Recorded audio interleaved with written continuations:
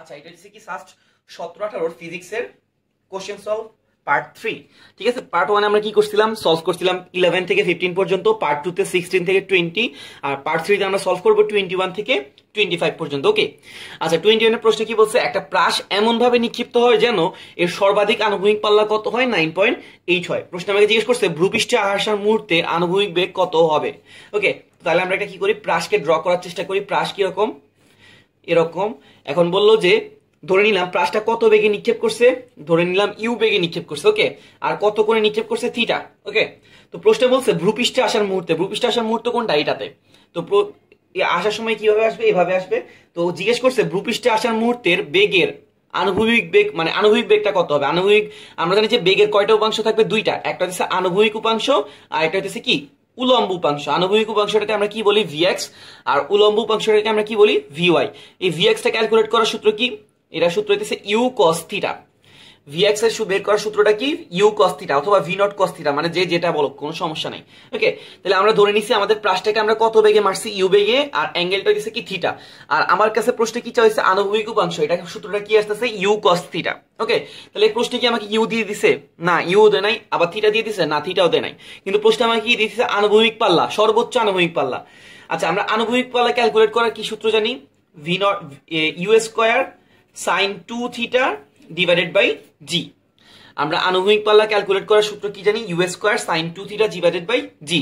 এখন প্রশ্নে বলতেছে আনুভূমিক পাল্লাটা কি হবে, সর্বোচ্চ।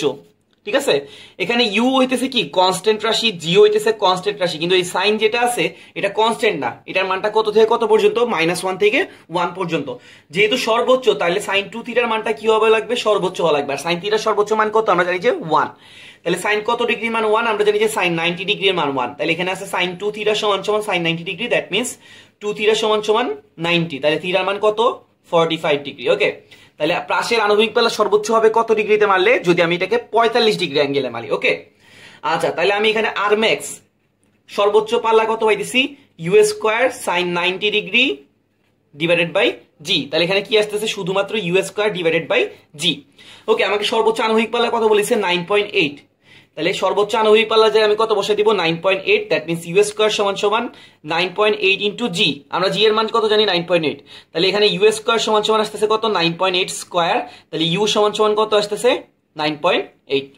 তাহলে আমরা কি পেয়ে গেছি, আমরা যত বেগে নিক্ষেপ করছি ওইটাকে পাই গেছি কত, 9.8। এখন আমরা কি বের করা লাগবে, ভিএক্স। ভিএক্স এর ফর্মুলাটা কি, ইউ কস থিটা। ইউ হইছে কত, 9.8, কস থিটা হইতেছে কি, কস 45 ডিগ্রি, কারণ থিটা হইতেছে কত, 45। প্রশ্নে বলছে সর্বোচ্চ পাল্লা কখন হবে, যখন আমরা পাইতেছি দেখলাম 45 ডিগ্রিতে মারছি। ওকে, 9.8 কস 45 এর মান কত, আমাদের সবার জানা আছে 1/√2। তাহলে আমি কি করব, এই 9.8টাকে 1/√2 দ্বারা ভাগ করে দিব। ঠিক আছে, তাহলে 9.8 ভাগ √2 কত আসতেছে, 6.93। ঠিক আছে, তাহলে আনুভূমিক উপাংশটা কত আসতেছে আমাদের, 6.93। ঠিক আছে, আচ্ছা এরপরে হইতেছে কত নাম্বার প্রশ্ন, 22 নাম্বার প্রশ্ন।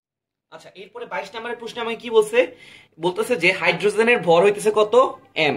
ঠিক আছে, এম ভর ই চার্জযুক্ত একটা ইলেকট্রনের আর ব্যাসার্ধের বৃত্তাকার পথে ঘূর্ণায়মান হলে কেন্দ্রমুখী ত্বরণটা কত হবে। ওকে, তাহলে বৃত্তাকার পথে কি করতেছে, একটা ইলেকট্রন ঘুরতেছে, তার কেন্দ্রমুখী ত্বরণ কত হবে এটা আমাকে জিজ্ঞেস করছে। তো কেন্দ্রমুখী ত্বরণ ক্যালকুলেট করার আমাদের সূত্র সবার জানা আছে কি, এ সমান সমান কি হবে, ভি স্কয়ার ডিভাইডেড বাই আর। ওকে, তো আমরা জানি যে কোন একটা কক্ষপথে যখন একটা ইলেকট্রন ভ্রমণ করে তখন তার বেগ ক্যালকুলেট করার সূত্রটা কি, সূত্রটা দিচ্ছে e divided by √4 pi epsilon naught m r. ঠিক আছে, তাহলে তার উপর আবার কি আসবে, স্কয়ার, নিচে একটা কি আছে, আর। ওকে, তাহলে এখন আমরা ই কে স্কয়ার করলে কি পাই যাবো, ই স্কয়ার, আর √ওভার অংশটা স্কয়ারের কারণে কি হয়ে যাবে, কাটাকাটি যাবে। তাহলে এখানে কি থাকবে, 4 পাই এপসাইলন নট এম আর। ওকে, এইখানে নিচে যেটা আছে আর, আর এর নিচে মনে মনে 1 আছে, তাহলে এটা উল্টে গেলে কি চলে আসবে, 1/r। তাহলে এখানে আমরা কি পাইতেছি, e square 4 pi epsilon naught m r square. এটা আমাদের কোন অপশনের সাথে মিলবে, এটা আমাদের ডি নাম্বার অপশনের সাথে মিলবে, e square divided by 4 pi epsilon naught m r square. Okay, তো আমাদেরকে প্রশ্নে কি বলছে একবার আরেকবার বলি। প্রশ্ন বলছে যে হাইড্রোজেনের এম ভর ই চার্জ যুক্ত একটা ইলেকট্রন আর ব্যাসার্ধের বৃত্তাকার পথে ঘুরলে তার কেন্দ্রমুখী ত্বরণ কত হবে। তো কেন্দ্রমুখী ত্বরণ ক্যালকুলেট করার সূত্র রয়েছে v²/r। আর ভি এর সূত্রটা কি আমরা জানি যে সেকেন্ড পেপারের পরমাণু মডেলের চ্যাপ্টার থেকে কি জানি, v = E/√4πε0 mr। এখানে মান বসে দিছি, এরপরে স্কয়ার করে দিছি আর কি, দেখলাম যে আমাদের অপশনের সাথে মিলে গেছে। ওকে, আচ্ছা 22 নাম্বার ছিল। তারপরে 23 নাম্বার প্রশ্ন আমাকে কি বলছে, আচ্ছা 23 নম্বরের প্রশ্ন বলতেছে, আচ্ছা এরপরে 23 নম্বরের প্রশ্ন আমাকে কি বলছে, বলতেছে যদি অবস্থান ভেক্টর কি হয় আর রৈখিক ভরবেগ যদি কি হয় পি আর প্রযুক্ত বল যদি কি হয় এফ হয়, তবে কৌণিক ভরবেগ এল এবং টর্ক টাউ এর রাশিমালা কি হবে। ওকে, তো কৌণিক ভরবেগ জিনিসটা কি আমরা জানি যে রৈখিক ভরবেগের সাথে যখন আমরা কি করব ব্যাসার্ধ ভেক্টরটাকে গুণ করে দিব তখন আমরা কি পাই যাব, আমাদের কৌণিক ভরবেগ পাই যাবো। ওকে, তো আমাদের ব্যাসার্ধ ভেক্টরটা হচ্ছে আর, আর রৈখিক ভরবেগটা হইতেছে কি পি। এই আর আর পি এর মধ্যে যদি আমি কি করি ক্রস প্রোডাক্ট করি তাহলে আমরা কি পাই যাবো, আমাদের ভরবেগটা। ঠিক আছে, তারপর টর্ক, টর্কটাকে আমরা কি দ্বারা প্রকাশ করি, টাউ। টাউটা কিভাবে পাবো, আমাদের যে বল আছে ওই বলটার সাথে আমি যদি কি করে দিই ব্যাসার্ধ ভেক্টরটাকে গুণ করে দিই তাহলে আমরা কি পাই যাবো, টর্কটা পাই যাবো। তবে গুণ করার সময় অবশ্যই আর ক্রস এফ করা লাগবে, কারণ এখানে দিকের একটা ব্যাপার আছে। তাহলে আইএল সমান সমান হইতেছে আর পি সাইন থিটা, আর টাউ সমান সমান হইতেছে কি আর এফ সাইন থিটা, কারণ আমরা জানি ক্রস গুণ করলে কি আসে, সাইন থিটা আসে। ওকে, তাহলে আমাদের এল এর রাশিমালাটা হচ্ছে আর ক্রস পি আর টাউ এর রাশিমালাটা হইতেছে কি আর ক্রস এফ। ঠিক আছে, আচ্ছা এরপরে 24 নম্বর প্রশ্ন আমি কি বলছে, 1 নিউটন পার মিটার স্প্রিং ধ্রুবক বিশিষ্ট কোন একটা স্প্রিংকে শিথিল অবস্থা থেকে আমি কি করছি 0.1 মিটার সংকুচিত করছি, জিজ্ঞেস করতেছে বিভব শক্তি কত হবে। ওকে, তাহলে স্প্রিং ধ্রুবক কত বলে দিছে প্রশ্নে আমাকে, 1। স্প্রিং ধ্রুবককে আমরা কি দ্বারা ডিনোট করি, কে, কে সমান সমান হইতেছে কত, 1। ওকে, কে সমান সমান 1। এবার বলতেছে স্প্রিংটাকে শিথিল অবস্থা থেকে আমি কি করছি 0.1 মিটার সংকুচিত করছি। ধরো আমার স্প্রিংটা ছিল কিরকম, এরকম। ওকে, এটা ছিল আমাদের শিথিল অবস্থা, আমি এটাকে সংকুচিত করছি, সংকুচিত করলে এটা কিরকম ছোট হয়ে যাবে না। তাহলে কতটুকু সংকুচিত করছি 0.1 মিটার।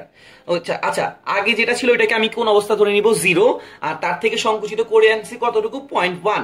তাহলে বিভব শক্তি, স্প্রিং এর বিভব শক্তি ক্যালকুলেট করার একটা সূত্র ছিল কি, half k x final minus x I square.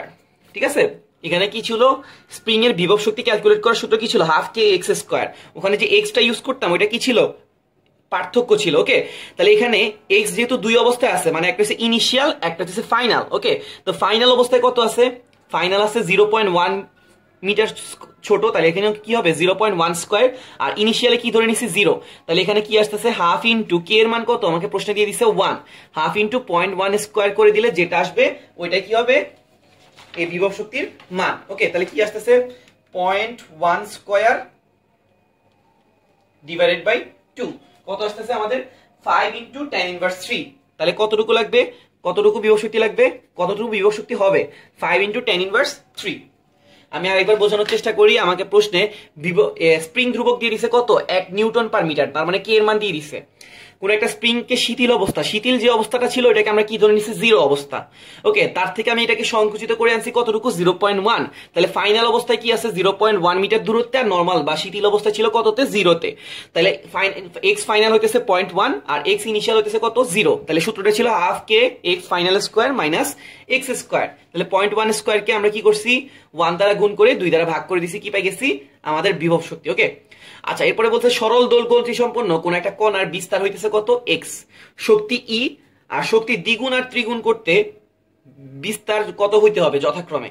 ওকে, তাহলে আমরা জানি যে সরল দোল গতি সম্পন্ন কোন একটা কণার শক্তি সমীকরণটা কি, ই সমান সমান হাফ কে এক্স স্কোয়ার। ওকে, একটা সরল দোল গতি সম্পন্ন কণার শক্তির সমীকরণটা কি, ই সমান সমান হাফ কে এক্স স্কোয়ার। ওকে, আমি যদি এটাকে চেঞ্জ করি ইটাকে কোন অবস্থায় নিয়ে গেলাম E1, তাহলে এটা কি চেঞ্জ হয়ে যাবে, বিস্তারটা চেঞ্জ হয়ে যাবে। ধ্রুবক, ধ্রুবক জিনিসটা কি কখনো চেঞ্জ হবে, এখানে এটা ছিল কি, এটা ছিল ধ্রুবক, এই ধ্রুবকটা কখনোই কি হবে না, চেঞ্জ হবে না। তাহলে কি চেঞ্জ হয়ে যাবে, এই এক্সটা। ঠিক আছে, বিস্তারটা চেঞ্জ হয়ে যাবে। তাহলে আমি এবার কি করলাম 1 নংকে 2 দ্বারা ভাগ করে দিলাম, তাহলে ই ডিভাইডেড বাই E1 সমান সমান কি আসতেছে দেখো তো, এটাকে যখন এটা দ্বারা ভাগ করবো হাফ কে কি হয়ে যাবে চলে যাবে, এখানে থাকবে এক্স স্কোয়ার, এখানে আসবে কি x1 স্কোয়ার। ওকে, তো প্রশ্নে আমার কাছে কি চাইছে, বিস্তারটা চাইছে। তো নতুন বিস্তারটাকে আমি কি নাম দিচ্ছি দেখো তো, এটা ছিল আদি অবস্থা, এটা ছিল নতুন অবস্থা, নতুন অবস্থার বিস্তারটার নাম দিচ্ছি কি আমি x1। তাহলে আমি x1 সমান সমান কি লিখতে পারবো x1 স্কোয়ার, এটাকে ওই পাশে নিয়ে গেলে E1 divided by E2 x square. বুঝতে পারছি কিনা, আমি আরেকবার বুঝাই। প্রশ্নে আমাকে বলতেছে যে কি নরমাল অবস্থায় বিস্তার ছিল কত এক্স, শক্তি ছিল কত ই, তাহলে নরমাল অবস্থায় ইকুয়েশনটা কি লিখছিলাম ই সমান সমান হাফ কে এক্স স্কয়ার। ওকে, নতুন অবস্থায় শক্তিটার নাম দিছি ই1 আর বিস্তারটার নাম হয়ে গেছে কি x1, কিন্তু কেটা কেন চেঞ্জ হয় না, কারণ এটা হচ্ছে আমাদের কি ধ্রুবক। ঠিক আছে, তাহলে এখান থেকে আমরা x1 এর রাশিমালাটা কি পাইছি, x1 সমান সমান ই1 divided by e x square. এখন প্রশ্নে বলছে শক্তিটাকে কি করবা, দ্বিগুণ করে দিবা, তাহলে নতুন অবস্থায় শক্তিটা কি হবে দ্বিগুণ, তার মানে কি আসবে 2e, আর আগে ছিল কি ই, তাহলে ই কেটে দিলে তখন কি আসতেছে 2x স্কয়ার। তাহলে x1 স্কয়ার সমান সমান আমরা কি পাইতেছি 2x স্কয়ার। তাহলে x1 সমান সমান কি থাকবে রুট ওভার 2 ইনটু x। ঠিক আছে, তাহলে শক্তি দ্বিগুণ করার জন্য বিস্তার কত হওয়া লাগবে রুট ওভার 2x। ওকে, সিমিলারলি যদি শক্তি 3 গুণ করতে যাই তাহলে e1 টা কি হয়ে যাবে 3e, নিচে থাকবে কত e into x square, e কি হবে কাটা চলে যাবে, তাহলে এখানে কি থাকবে 3x স্কয়ার, এই পাশে ছিল x1 স্কয়ার, x1 স্কয়ার সমান সমান 3x স্কয়ার, তাহলে x1 সমান সমান কত আসবে রুট ওভার 3x, তার মানে তখন বিস্তার হওয়া লাগবে কত রুট ওভার 3x। তো আশা করি সবাই বুঝতে পারছি, তো ধন্যবাদ।